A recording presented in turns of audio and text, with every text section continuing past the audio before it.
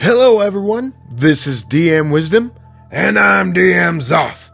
and welcome to Agranak Studios. And it's finally come! What has?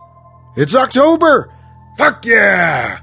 This truly, to me and DM Zoth, is the most wonderful time of the year. You're fucking A-right, it is. Pumpkin spice lattes, The turning of the leaves. my house is about to celebrate Winternaut, and then later this month, Samhain. What the fuck are those? Well, to put it bluntly, it's Halloween minus a certain thieving religion. Anyway, today, what you see on the screen is my attempt at miniature painting. Well, right now I'm preparing some things, which is, good enough for me and at least my table. If you're looking for miniature painting tutorials, then go and look up the likes of Miniac and others like that. We wanted to do this theme, kind of centered around Halloween and pumpkins and all that. Yeah, so here we are, and I got these two minis, and so here's me on screen preparing them, getting them ready to go. I soak them in this hot water, and clean them, and then rinse them off, reshape them, and then put them in cold water, and then dry them off. Seems like a simple process. Yeah, pretty much. This is probably my favorite part because I like it to have a snack. Are those JoJo's cookies? Yeah, from Trader Joe's. They're fucking delicious. So here I am, just preparing a little bit more of... Actually, this is me preparing the bases here. They come with little tags, and I glue the miniatures onto them. These are like 32 millimeter bases for 28 millimeter miniatures, but these are kind of larger miniatures. Looks like you've got a tree. Yeah, it's called the Halloween tree from Reaper. And who's the girl? Well, it's a witch called All Hallows Eve. Ah, that's punny. Yeah, it is punny. So, anyways, had to put all these branches on, and yeah. Let's see, what else am I doing here? Oh, gotta put that broom on the back of the witch. Oh, that's pretty cool. I like the broom, and it's actually got like a little scroll case on the back that kind of dangles down, and a lantern. Yeah, it's kind of awesome. I've been wanting that mini for quite some time. So why'd you choose those two? Wait a second. Is that cocaine? No, that's not cocaine. I was using it to help promote the structural integrity of the metal with baking soda. Oh, okay. Well, that's a cool little trick. Yeah, it's helped me a lot in a few different miniature builds. Anyways, I chose these two because of the theme, obviously, of Halloween, but I've got a product that I'm coming out with. Ah, shit. Is this turning into some sort of infomercial? No. That'll come later. Ah, motherfucker. No, when I started playing D&D back in 1988, I was always perplexed by the fact that, Hey, what are you doing now?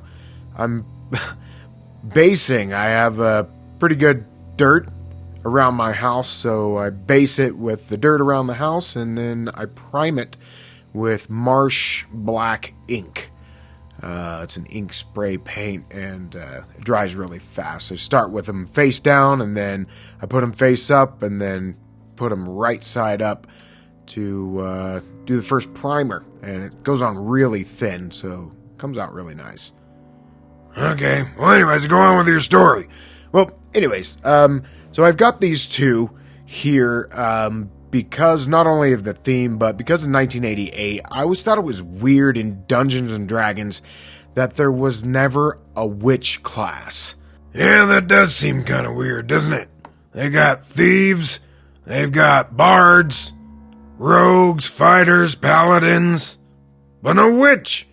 Yeah, it always seemed quite strange to me. And, well, there's been people that have done homebrew and whatnot, and I've used some of those throughout the years. But I have developed my own witch class for D&D for 5th edition, or I guess they're calling it the 2014 version of D&D. They really made that easy, didn't they? Yeah, it's confusing, but whatever. They're going with this one D&D model. But anyways, I've adapted a 5th edition witch class that's actually going to come out on the full moon this month, October 9th. Right on. Yeah, I'm still doing a little bit of the tweaks and whatnot and getting it all just kind of dialed in. I'm not trying to do anything excitingly new. I just want a solid class that my players could use. That was the main reason. And then being able to offer it to the tabletop community, for them to use at their game tables. Why should they choose your class over someone else's?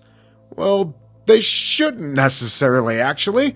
I've got my ideas of what a witch should be, or what I want it to be in my homebrew world, but you can use anything you want. And in fact, this is going to be a pay what you want on drive-through. So it's not like you're going to put out any money if you don't want to. You can put in 0, it'll be free, download it, and use it if you want. I do eventually want to make it into a print-on-demand product, but for right now, it's just going to kind of be a living document on drive-through. That's pretty cool. Yeah, so here I am painting, and I find that painting 2 minis at the same time is actually really good for me, because there's certain things that I want to start with or paint, and then while I'm waiting for that to dry, I'll put down one miniature, pick up the other one, and paint that one. And so going back and forth, I find that it's cool for letting things dry. Yeah. So you're going with like a black and purple motif for the witch, and obviously woody brown for the tree. Yeah, pretty basic. I don't know. I don't know what else to say. I found if you look up All Hallows Eve, the witch from Reaper. Actually, I don't even think it's called a witch, but just All Hallows. 3 different words: All, and then Hallows, and then Eve, EVE. All Hallows Eve Reaper.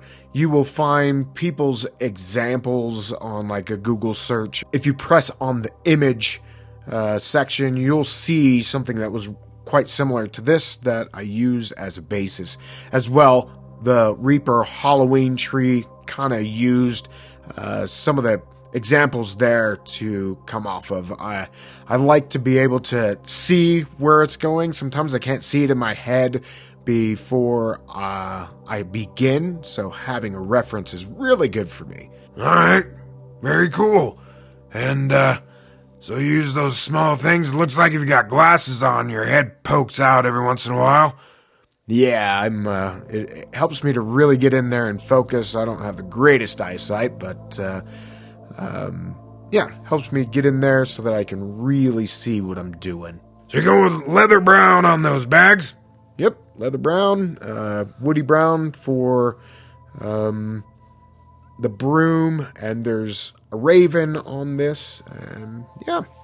This was a fun miniature to paint. Both of these were fun, and I'd been looking at both of these for a while. I actually thought the tree was going to be bigger, and then when I got it and noticed that it was just a little bit bigger than this miniature, which is larger than like a standard mini, but not taller necessarily, but it just has more going on in the miniature. That I thought that it would be cool that as we move forward this month with this theme, I'm going to be using both of these miniatures to kind of put together little scenarios for people to use at their gaming table or as ideas or inspiration that are Halloween themed. Very cool. So, is the tree like a familiar or something? that's kind of how I was seeing it, or maybe just a friend that this All Hallows Eve gained as a friend. I don't know. I think I'm going to change her name to like Lydia or Brunhilde or something like that.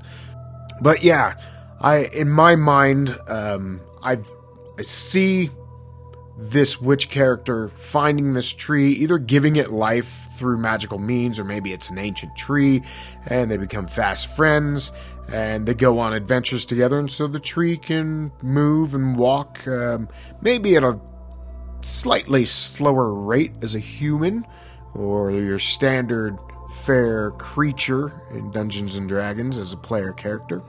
Well, that's cool, so they're like a duo. Yeah, and the tree has an owl in it, and the witch has a raven as a pet or a familiar. So maybe there are 4 creatures just going along in my homebrew world. Right on, that's pretty badass. Yeah, so I'm kind of finishing up here. I'm putting up the final touches on everything. This is some of the harder parts for me as I'm going through, and I'm not the greatest painter, so I go back and forth, inching the paint closer and closer to where paint colors will come to the edge. And then my favorite part is the washes, though, and that really brings out everything for me. It dulls it down, but makes it cohesive, brings it all together. Yeah, it looks pretty cool.